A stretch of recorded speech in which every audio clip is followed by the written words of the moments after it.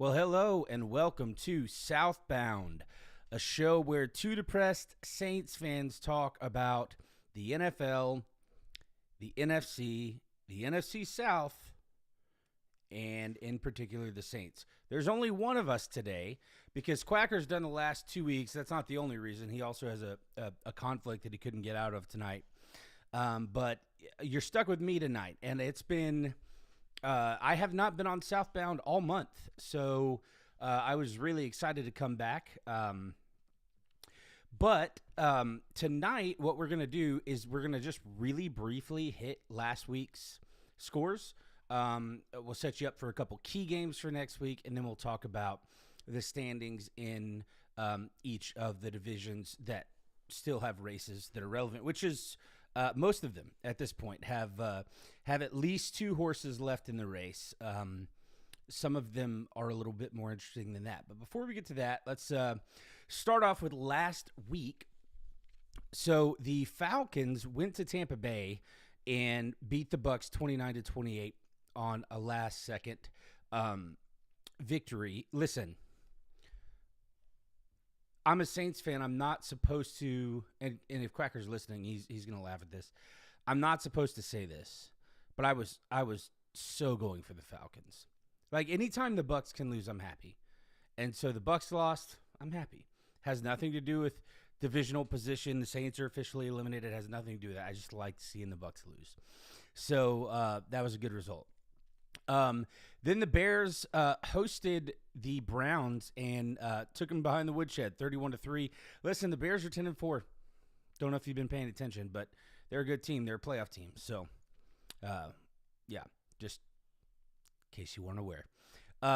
The Ravens shut out the Bengals at home, which was really, really surprising. Not that the Ravens won. The Ravens have kind of turned it around after, a much maligned start to the season. But what is surprising is going on the road and getting blasted in the way they did. And I was just trying to see if I could look at some of the stats here.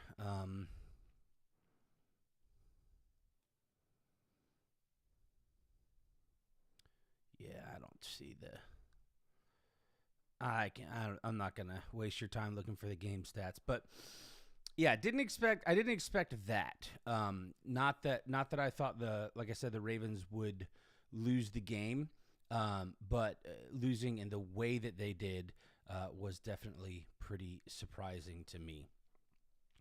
All right, here we go. Yeah, so Burrow was 25 of 39 for 225, 0 tuds, and 2 picks. So, and he was also sacked for 27 yards over 3 times. So.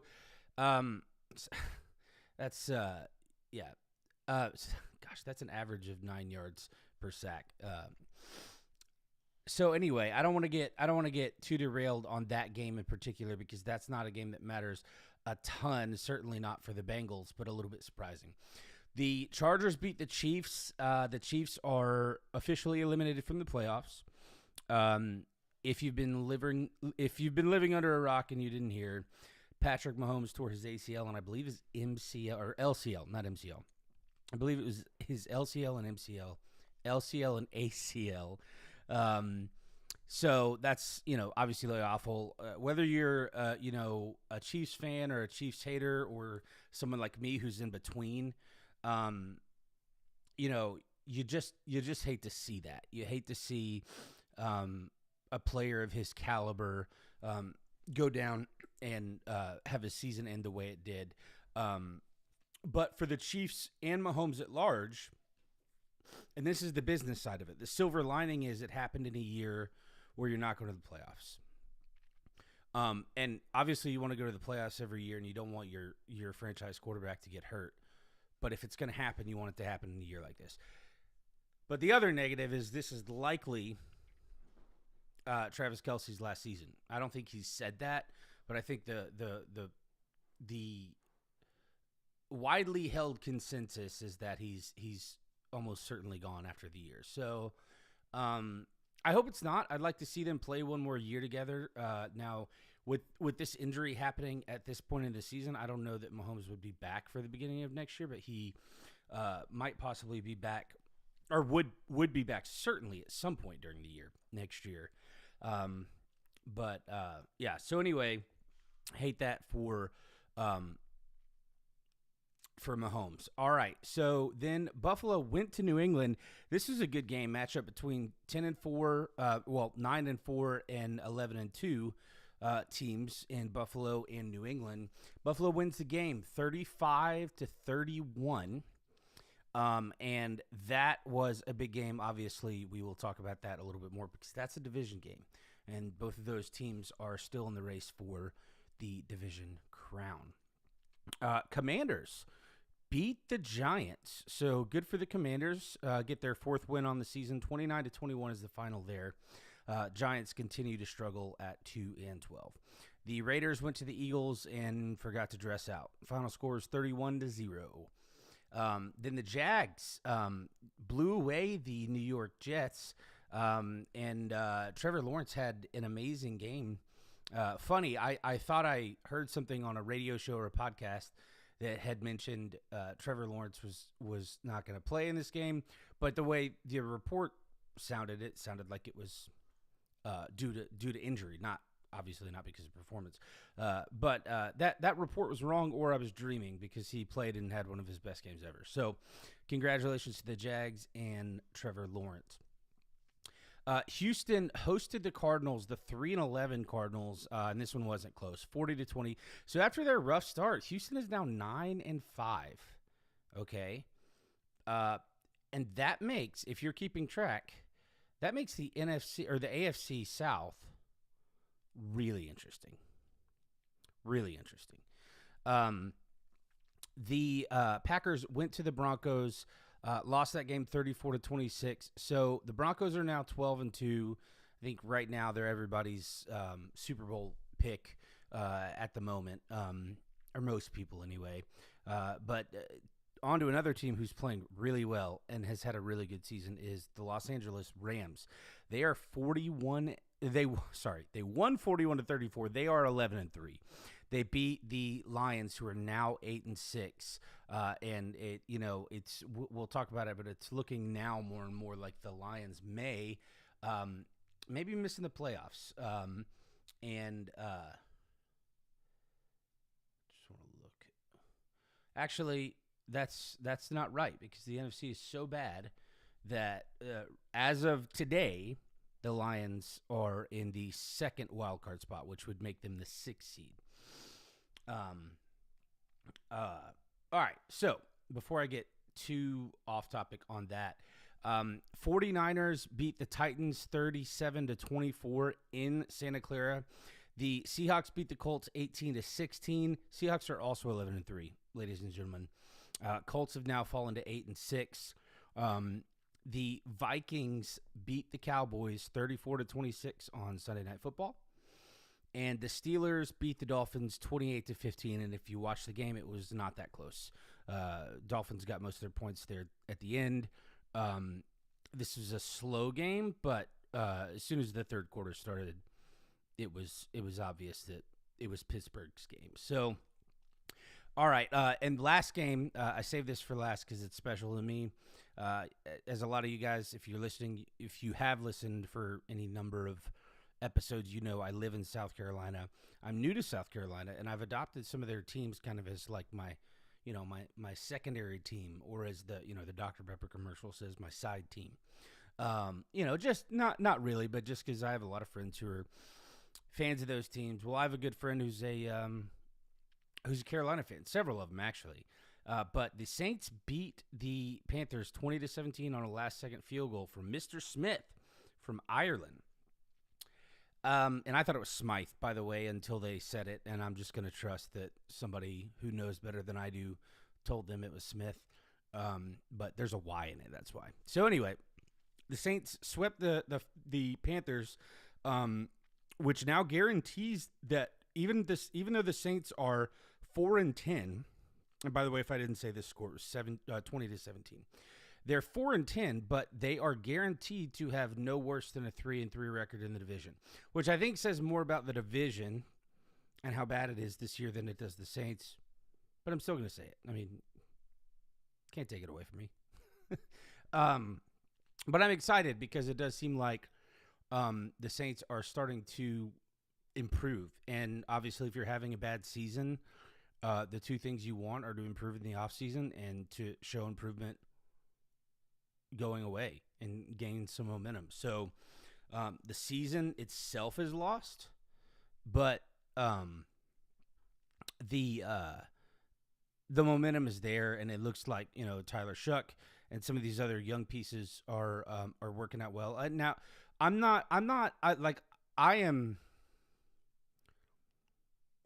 a Tyler Shuck supporter, and I'm positive and optimistic. But I was positive and optimistic about Derek Carr when he got to New Orleans too. Basically, what I'm saying is, and Jameis and everybody else, what I'm saying is, if you're wearing black and gold and you're on the field, I'm pulling for you, okay? And I'm going to be cautiously optimistic, even if, maybe that's ill-advised. I don't know. But Shuck looks like, I hear a lot of people saying, we got our guy or this and that. To me, I think we need to slow down a little bit. I think that he is showing improvement every week. I think he is definitely tough, definitely a better runner than I thought.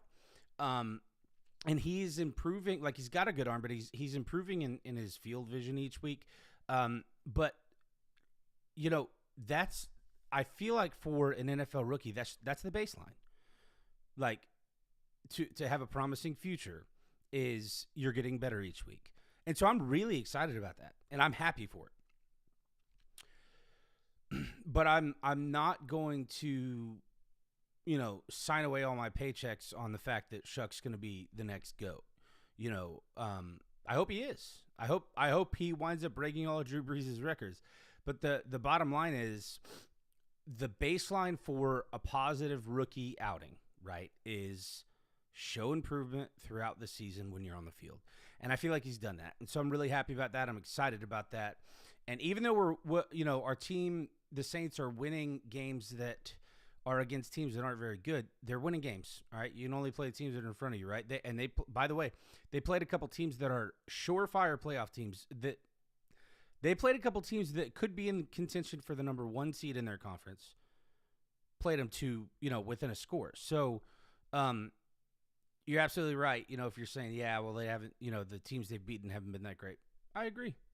They haven't been that great. But they have, between Kellen Moore and Tyler Shuck, I feel like I've seen what I wanted to see out of a lost season, which is to get better each week and to show promise and to show that the locker room's not lost.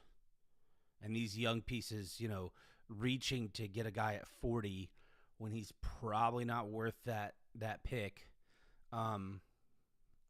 make it pay off. Hasn't paid off yet, but it hasn't blown up in anybody's face either. So anyway, that's enough on that. So all right, so on to next week quickly before we talk about the playoff race briefly. So the Rams are going to the Seahawks. That's a Thursday night game, ladies and gentlemen. That is 2 11-3 teams. That's a division game. And let me see. I think, and before I say it, I want to double check. But I'm pretty sure that this is the case. Well, I'm glad I didn't say it. I would have been wrong. Anyway, the Seahawks have an interesting close to their regular season because they are playing the Rams this Thursday. Then they play the Panthers, which are a good team. Look, the Panthers are not a great team. They're 7-7 or 7-8. I'm not sure, something like that. But they're not terrible. Then they play San Francisco, which is obviously another division game. Interesting. And that's at Carolina, by the way. So they're going at Carolina, then cross country back up to Santa Clara. So not quite to Seattle, but so anyway. So that's going to be interesting to see how that finishes out. The NFC West is definitely a compelling division. All right, now this is the time of year. We got 2 Saturday matchups. So at 5:00 on Fox, the Eagles are going to the Commanders. I believe the Eagles need one more win to essentially eliminate Dallas and clinch the division. I believe that that's all it takes at this point. And now, no. Now I know because right now it looks like Dallas is 3 games back or 2.5 games back. So I think in order for the Cowboys to make the playoffs, Eagles have to lose out, Cowboys have to win out, which was going to be a tall task because even though they're going on the road, they're playing the Commanders. I don't know that I see this one going the Commanders' way. Although division games are weird. My team's 4-10 and they swept the Panthers, who could be in the playoffs. Yeah, I know they're in a bad division, but they could be in the playoffs. So, all right, and then at 8:20 on Fox, the Packers are going to Chicago. This is going to be a good one.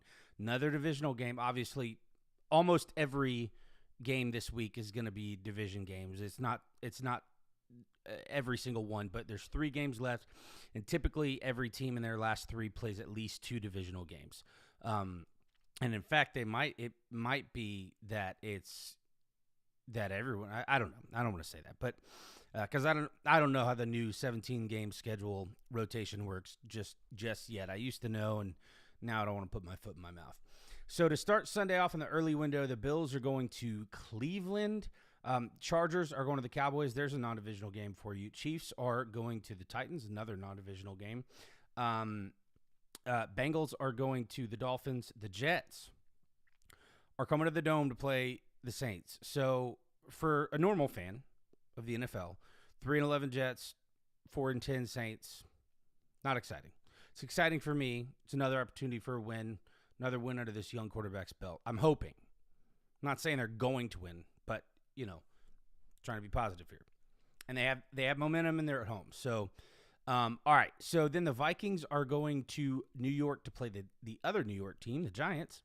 And then the Buccaneers are going to Carolina to play the Panthers. All right. So Here's the quick situation in the NFC South, because this is the division that nobody really cares about unless you're a fan of one of the teams. But the Bucs are 7-7. The Panthers are 7-7. They're the only 2 teams alive for a playoff spot, obviously. The Saints and Falcons have been eliminated for 2 weeks, I think, or maybe 3. Right now, at this moment, the Bucs have the advantage. I'm not sure at what tiebreaker that is. It might, because I'm not sure if it's. I'm not really sure what it is, because the Panthers are 4-2 at home, 3-5 on them. Maybe it's your away record, because division record they're both 2-2. Conference record, Carolina is 5-4, and Tampa Bay is 5-5. So it must be your away record, because Tampa Bay actually has more losses in the conference than does Carolina. But they play twice in the next 3 weeks. Okay, and the issue for the Panthers is sandwiched in between those 2 Bucs games. They play the Seahawks. So I'm pretty sure what has to happen is if they split those, then the Bucs have to lose another game. If the Bucs win both, obviously they're in. If the Panthers win both, they're in. Not sure what happens if the Panthers. Well, I guess if the Panthers win both and the Panthers lose to the Seahawks, they'd probably still be in, because they would have the head-to-head advantage in the season sweep over the Bucs. I think the Bucs have an easier path because whatever the tiebreaker that has got them there, they are currently in the lead for the division. So their 3 games, they will play the Panthers twice, and then sandwiched in between that, they will play the Dolphins. So much, much easier non-conference game than Carolina has next week. So, all right. So that's the situation for the South, and that is I wanted to go ahead and get that out of the way, because let's just be honest. Nobody except for fans of the NFC South really care about that division this year. It's pretty bad. And look, 15, 20 years ago, we were used to that always being one of the worst divisions in football. It hasn't been the case until the last 2 years, that hasn't been the case in quite some time. So it's kind of a bitter pill to swallow that it's back to that place, but it is what it is. All right, so starting the late window at 4:05, the Jags are going to the Broncos. 10-4 Jacksonville, going to 12-2 Denver. Gonna be a good game. Denver's really hot right now. I don't think I can pick against them until they lose. Because when was the last time they lost? Was it like September? I feel like it was. It was. It was in September. It was when they played. Their last loss was when they played the Chargers. What was the date of this game? That was September 21st. They went to LA and lost to the Chargers. Actually, was that game even in LA? Or is that one of the overseas games? It was. It was at SoFi. Okay. September 21st, last time the Broncos lost. So you want me to pick against the Broncos, and I like this Jags team. I have some friends who are Jags fans. I have a friend who has been a lifelong Carolina fan, South Carolina, and college sports fan. Decided he was going to pick a team this year. In the offseason, he did this, and he set some criteria. He said, I can't pick a team that's won a Super Bowl, and there were a couple other parameters that he had. I don't remember what they were, but they were fair. And he settled on the Jags. Well, this is a great year for that. And nobody can call him a homer because the Jags have never done anything. They've been to one conference championship game in 30 years. And lo and behold, look at them, 10-4. So, going to be a good game. I'm taking Denver until I see them lose a game. Then 5-9 Falcons are going to 3-11 Cardinals. We'll skip that. The Lions are hosting the Steelers. Both of these teams are 8-6. They both need it. All right, they both need it to keep their position. However, I will say that as it stands at this moment, they're both in, and Pittsburgh currently sits in a better spot than does Detroit, but they are both currently in. Pittsburgh right now is the division winner, and Detroit as the number 6 seed or the second wild card. 4:25, the Raiders are going to Houston. You could probably skip this one. Houston's hot. Raiders haven't done anything all year. Patriots are going to the Ravens. Going to be an interesting game. I think that the Ravens need this game. They need it because they're 9th right now. And the problem for the Ravens is Patriots just lost. I don't see them losing again. It's on the road, so we'll see how it goes. But just looking at these AFC standings, they are 9th, but I believe, it looks like a loss this Sunday would be it. Which, if you remember early in the season, I said to everybody on this very show, everybody stop panicking. The Chiefs and the Ravens are going to be in the playoffs. Well, the Chiefs are not, and the Ravens are on the doorstep of not being. Who knew? Not me. Not me. All right, and then to close out the did I skip a game? I think I did. Hold on. No, I didn't. To close out the weekend on Monday night, the Niners are going to Indianapolis to play the Colts.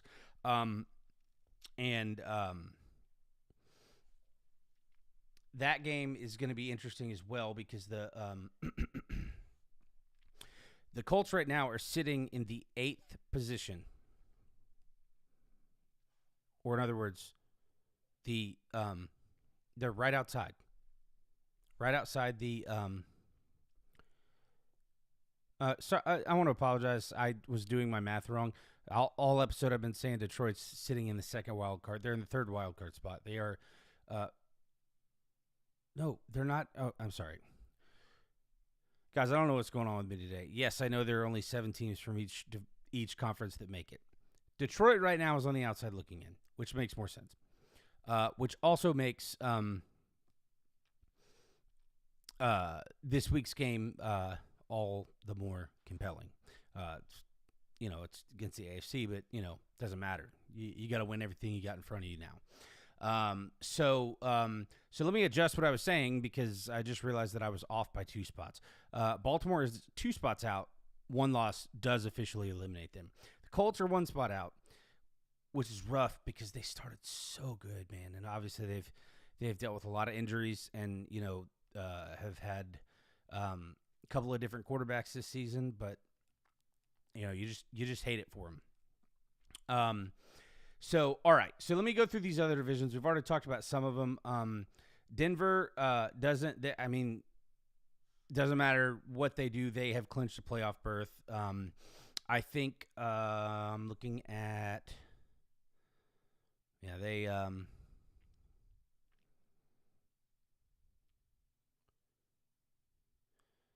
so I don't think they've officially locked. No, they haven't locked up the number 1 spot, but I think they're 1 win away.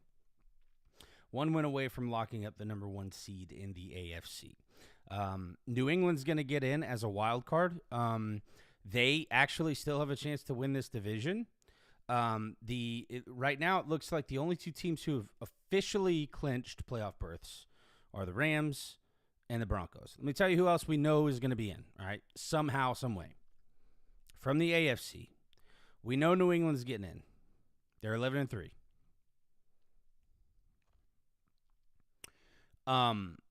The Jaguars are 10-4. They're going to get in. Right now, I mean, yeah, they're 100% going to get in. Right now, they're winning their division. But they are going to get in one way or another. The Steelers are winning their division. That's a different story. They're 8-6, so conceivably they could fall off the wagon and miss the playoffs.